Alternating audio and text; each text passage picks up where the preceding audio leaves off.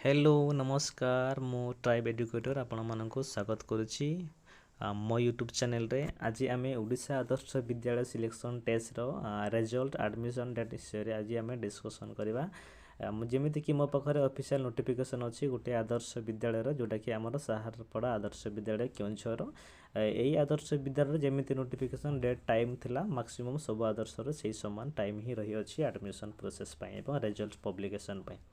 तो आम स्क्रोल करवा तौक नोटिफिकेशन ये लिखाई आम देखिपारे समस्ते इम्पोर्टाट डेट्स रे आमर प्रथम लिखाई रजिस्ट्रेशन स्टार्ट आमर नवेम्बर 12 रु होता एवं रजिस्ट्रेशन सरी आमर 28 नवेम्बर 2025 रे एवं एडमिट कार्ड बाहर डिसेम्बर 26 पर तार एडमिट कार्ड आम रिलीज कर देते तापर आम जो एग्जाम होता आदर्श विद्यालय जो एग्जाम होता से 9 जनवरी 2026 होता एवं रिजल्ट पब्लिकेशन जो कहते मसे पर यानी 9 फेब्रुआरी 2026 मसीह आमर रिजल्ट बाहर यानी मसे पर माने फेब्रुआरी 9 रिजल्ट बाहर एवं approve of merit list by collector तो कलेक्टर ताको अप्रूव देवे कौन मार्च 9 तारीख रे मार्च 9 यानी आहरी मसे देन आमर स्टूडेंट एडमिशन जो हम ये एप्रिल 2 तारीख रु आरंभ हो यानी बहुत टाइम ये अच्छी बहुत टाइम तो देखो ये फेब्रुआरी आमर पहुँचनी फेब्रुआरी 9 तारीख रे रिजल्ट बाहर पुणी अप्रूव हम ताको मार्च 9 रे एवं एडमिशन हम आमर एप्रिल 2 तारीख ठारू एडमिशन स्टार्ट हम लास्ट डेट ऑफ एडमिशन आमर 30 एप्रिल रे आमर अच्छी ये आमर एडमिशन डेट सब अच्छी तो आमर मोटामोटी बहुत दिन अच्छी रिजल्ट पब्लिकेशन एवं आमर एडमिशन प्रोसेस करने या भितर आम जी भी डॉक्यूमेंट देव आम आसानी से सब डॉक्यूमेंट बाहर करें कौन सन्देह ना तो रिजल्ट आमर बाहर समस्ते जानी रखते फेब्रुआरी 9 तारीख दिन आम रिजल्ट पब्लिक हम ये समस्ते जानिले तापर एबे आमे टिके डॉक्यूमेंट को जीवा लिखाई देखिए नाम लेखा समय निम्नलिखित डॉक्यूमेंट्स विद्यालय रे दाखल करा पड़ो तो ये कौन कौन दाखल करा आमे से सब को एबे आमे गोटे गोटे करी आमे पढ़िबा तो फास्ट रे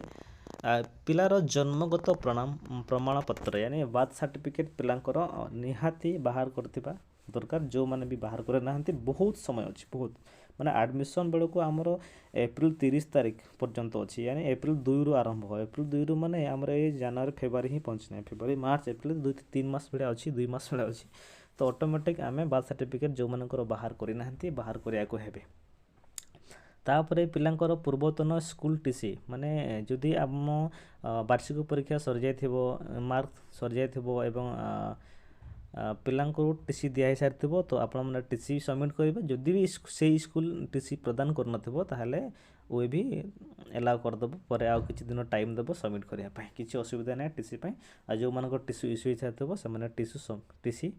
से टीसी समस्ते सबमिट करेंगे टीसू नुहे TC original TC transfer certificate next आसला आमर पिलार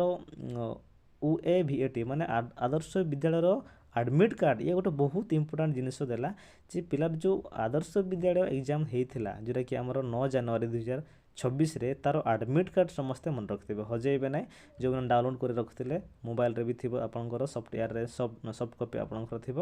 नचे जदि हार्ड कॉपी थी हार्ड कॉपीटा को साइड की रखिथे आपंकर आदर्श एडमिट कार्डटा से मागुची आपण मैंने रखिथे समस्ते साइड करके हजेबे ना तापर आसला पिलार पासपोर्ट फोटो चारिटे तापर पिलार ब्लड ग्रुप प्रमाणपत्र ब्लड ग्रुप पिलांकर पितामाताकर आधार कार्ड पिलार पूर्वतन श्रेणी मार्कसीट ये तो ऑब्वियसली रहिबो तापरे दिव्यांग सर्टिफिकेट जदि हैंडिकैप थिबे ताले तांकर सर्टिफिकेट आसीबो तापर आसला हमर जातिगत प्रमाणपत्र बा कास्ट सर्टिफिकेट तापर रेसिडेंट तापर इनकम तापर बीपीएल कार्ड जदि आपणकर अछि ताले से बीपीएल कार्ड भी रखिबे तापर बैंक पासबुक जदि पिलांकर नाही तो बनै पारबे माइनर्स पासबुक नचेत एठी हमर गार्डियन पासबुक देले भी असुविधा किसी नहीं बट ये मैटर करबो जदि आमे पिलांकर होई माइनर बनेदा तो बेटर हबो ता पय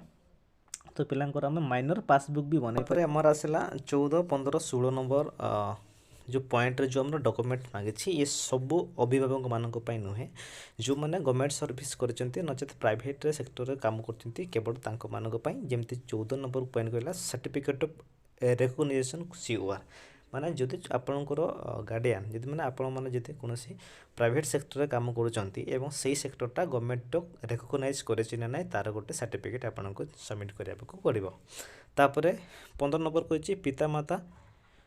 ଅଭିଭାବକଙ୍କର ରାଜ୍ୟ ସରକାରଙ୍କ ଅଧୀନସ୍ଥ ବୃତ୍ତିଗତ ପ୍ରମାଣପତ୍ର ମାନେ ଫର୍ ଷ୍ଟେଟ୍ PSU କୋଟା ପାଇଁ। PSU ମାନେ ହେଲା ପବ୍ଲିକ୍ ସର୍ଭିସ୍ ଅଣ୍ଡରଟେକିଂ, ମାନେ ଆପଣ ଯଦି ଗଭର୍ଣ୍ଣମେଣ୍ଟ ମାନେ ପବ୍ଲିକ୍ ସର୍ଭିସରେ କରିଛନ୍ତି ମାନେ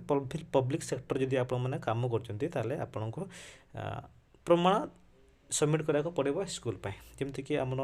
ସେଲ୍ ହେଉ ବା NTPC ହେଉ, ତ ଏମିତି ଯଦି ଗଭର୍ଣ୍ଣମେଣ୍ଟ ପବ୍ଲିକ୍ ସର୍ଭେଣ୍ଟ ଆକାର ଆପଣ ଯଦି କାମ କରୁଛନ୍ତି ତାହେଲେ ଆପଣଙ୍କୁ ଏଇ ଯେଉଁ ଜବ୍ କରୁଛନ୍ତି ବୋଲି ପ୍ରମାଣପତ୍ର ଆପଣଙ୍କୁ ଦେବାକୁ ପଡ଼ିବ। ତାପରେ ଦେଇଛି ଚାକିରି କରୁଥିବା ଅନୁଷ୍ଠାନରେ ମୁଖ୍ୟ ଅଧିକାରୀଙ୍କ ଦ୍ୱାରା ଦିଆଯାଇଥିବା